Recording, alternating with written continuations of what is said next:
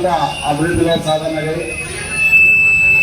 మరి జేఏసీ ఆధ్వర్యంలో చేపట్టినటువంటి మహంతర ఉద్యమం ఇది. ఈ ప్రాంత ప్రజల కష్టాసుఖాలను మనం రాజకీయ పార్టీలుగా ఎవరెవరి సిద్ధాంతాలకు అనుగుణంగా వాళ్ళు ప్రజల పక్షాన, అది ప్రభుత్వంలో ఉన్నా ప్రతిపక్షంలో ఉన్నా ఇతర పార్టీలు కూడా ప్రజల బాధ్యతలో పనిచేస్తున్నాం. అది మరిచి నిజంగా ఈరోజు ఈ యొక్క రిలే నిరాదీక్ష 100 రోజుల సందర్భంగా ఈరోజు జరిగినటువంటి కార్యక్రమం చాలా చరిత్రలో నిలిచిపోయేటువంటి ఉద్యమం ఇది. 100 రోజుల ఉద్యమానికి 100 మంది కూర్చోవడం కూడా ఒక చరిత్ర. నిజంగానే ఉదయం ఇది జిల్లా కోసం చేస్తున్నటువంటి ఉద్యమ వేదికనా, లేదా ఒక రాజకీయ పార్టీని ఇంకొక రాజకీయ పార్టీ విమర్శించే వేదికనా అనేది మరిచి అనేక రాజకీయాలు, ఎన్నో సంవత్సరాలు రాజకీయాలు చేస్తున్నాము. కనీస అవగాహన ఉండాలి కదా మనకి. ఈ యొక్క ఉద్యమ ప్రాధాన్యత ఇక్కడ వెళ్తుంది, దీనికి ఉన్న ప్రాధాన్యత ఏంటి చేద్దాం. మనం ఈ రాష్ట్రంలో గుర్తింపు పొందినటువంటి రాజకీయ పార్టీలు ఈరోజు నిజంగా సిద్ధశుద్ధి ఉంటే మీ రాజకీయ పార్టీలు జిల్లా స్థాయి, రాష్ట్ర స్థాయి పార్టీ తీర్మానాలు చేయండి, ఉద్యమంలో రండి. మరి ఈ ఉద్యమంలో పార్టీలకు అతీతంగా ఉద్యమం ప్రారంభం నుండి కూడా కూటమిలో భాగస్వామ్యం అయింది. సాధారణంగా పరిపాలన ఉన్నటువంటి పార్టీలు అంతా తొందరగా మద్దతు తెలుపు ఉద్యమాలకు రావు.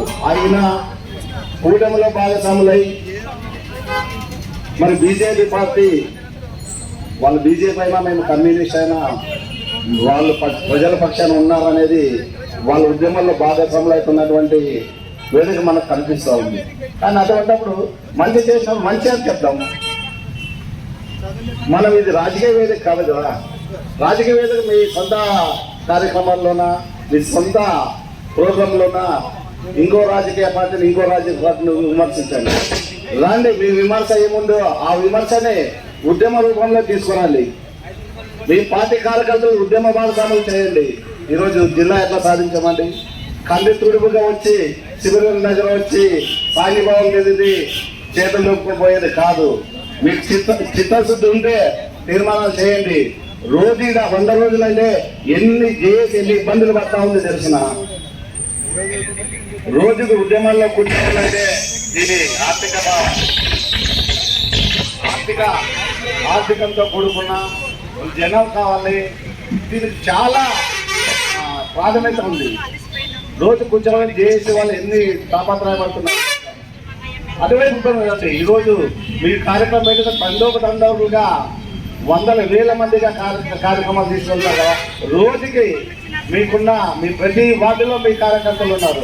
రోజు ఒక వీధి నుండి 10 మంది వచ్చినా మన ఉద్యమము ఎంతో స్థాయికి వెళ్ళిపోతుంది.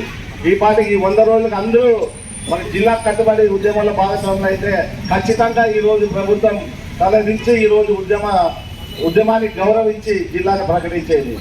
కానీ రాష్ట్ర ముఖ్యమంత్రి గారు ఆయన ప్రభుత్వ అధికారిక కార్యక్రమాలు వచ్చి ప్రజలు కోరితే ఖచ్చితంగా జిల్లాని ప్రకటిస్తామని చెప్పారు సాక్షాత్ ముఖ్యమంత్రి గారు.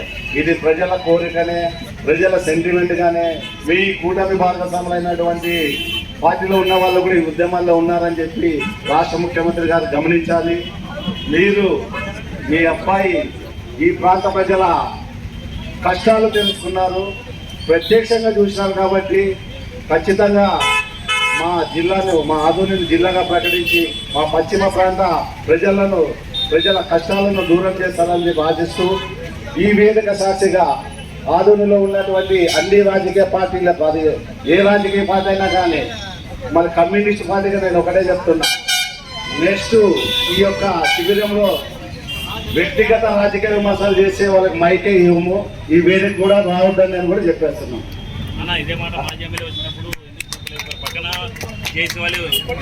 తీసుకోవాలి. ఇది ఈ రోజుకే దీనికి ఫుల్ స్టాప్ పెట్టాలి. ఈ రోజుకి. ఎందుకంటే ఇది అసలైన విషయం పక్క పోతుంది. గతంలో సభ జరిగినప్పుడు కూడా ఇదే జరిగింది. రిపీట్ చాలా జరిగింది. జేఏసీ నాయకుల వైఫల్యం అనేది చాలా నిర్దయంగా చెప్పొచ్చు. ఏకీభావిస్తున్నా మరి నేను జేఏసీలో ఒక నాయకుడు కమ్యూనిస్ట్ పార్టీకి ఉన్నాను కాబట్టి అది జేఏసీ నాయకులు ఖచ్చితంగా పాటించాలి. అది ఎవరైనా సరే, నేను జేఏసీలో ఒక నాయకుడిగా చెప్తున్నా, ఆ రోజు ఏదైనా జరిగినాయి, నెక్స్ట్ ఏదైనా వచ్చినా నేను ఖచ్చితంగా వెళ్ళి మైక్ గుంజుకునేది ఖచ్చితం. అది ఎవరైనా కానీ నేను కమ్యూనిస్ట్ పార్టీకి ఎవరికి భయపడం, మాకు ఆ సిద్ధాంతాలే లేదు. ఎవరినైనా ప్రశ్నించగలము, ఎవరినైనా అలా పడించగలం. కాబట్టి మా సమస్యలు నెక్స్ట్ జరిగిందంటే నేనైతే నేను నష్టపడడం కానీ మా పార్టీని కానీ నాయకులు కానీ మైక్ గుర్తులేదు ఖచ్చితం. ఖచ్చితంగా తెలుపుతున్నారు. కాకపోతే దీన్ని ఇంకా విస్తృతంగా మీ కార్యక్రమం చేస్తున్నారు. ఉన్న దాంట్లో మిగతా వాళ్ళు రాకపోయినా దాదాపు 7-8 సార్లు వాళ్ళు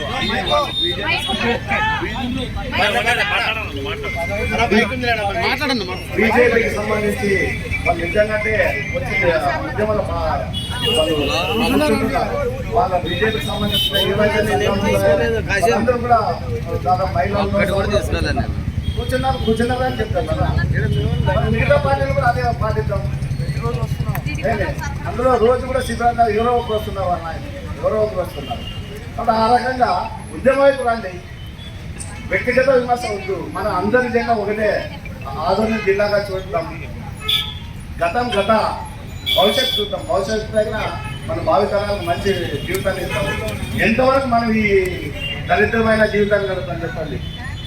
వలసలు ఏమి ఇంత పెద్ద ఆదోళన అంటే బ్రిటిష్ వారి వల్ల స్వాతంత్రం రాకముందనే మనకి బ్రిటిష్ వాళ్ళు ఇక్కడ రైలు మార్గం నిర్దేశించారంటే ఇక్కడ తెల్ల బంగారు విచిత్రంగా పండుతుంది. మీకు ఈ రాష్ట్రంలోనే 2వ మార్కెట్ మన ఆదోళన.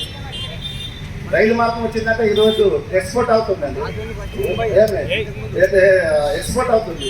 మన మున్సిపాలిటీ బస్సు 150 సంవత్సరాల చరిత్ర ఉంది. అందరూ ఒక్కసారి వ్యక్తిగత విమర్శ వద్దండి దయచేసి. మరి ఈ మీడియా ముఖంగా ఈరోజు ఈ సందర్భంగా చెప్తున్నారు, ఎవరు కూడా అవద్దు. మీరు ఒక పార్టీని విమర్శించారు, మా పార్టీని విమర్శించాలంటే మీకు ఒక వేదిక ఉంది, మీకు ఒక కార్యాలయం ఉంది కదా, ఆ రోజు తప్పులు మాట్లాడుకుంటామండి. కానీ ఇది అసలు విషయం పట్టుకుపోతుంది. ఇంకో చిన్నది, గతంలో కూటమి దాంట్లో రాజకీయ పార్టీలు 3 ఉన్నాయి. అంటే గతంలో 3 పార్టీలుగా సంపూర్ణంగా మద్దతు ఇచ్చారు. ఇప్పుడు 3 పార్టీలు సంపూర్ణంగా మద్దతు ఇస్తున్నారా లేదా? లేదు, ఒక్క పార్టీ మాత్రం బీజేపీ మాత్రం సంపూర్ణంగా వాళ్ళు ప్రత్యక్ష ఆందోళనలో. మిగతా పార్టీలు సంపూర్ణంగా అంతకుముందు ఇచ్చారు, ఇప్పుడు ఇవ్వకపోవడంలో కారణం వాళ్ళ జిల్లా పార్టీ కావచ్చు, రాష్ట్ర పార్టీ కావచ్చు, రాష్ట్ర నాయకత్వం మన వాళ్ళు స్పీడ్ బ్రేక్ వేసింది. మనం ఏం చెప్తాం వాళ్ళేదంటే మన వాళ్ళు పైకి ఆదేశాలు వాస్తవంగా జనానికి ఎంత ఉంది, జనం శ్రేయస్కరం వాళ్ళైతే పార్టీలు కూడా పక్కన పెట్టి ఉద్యమంలో వస్తారని చెప్పి నేను భావిస్తున్నాను.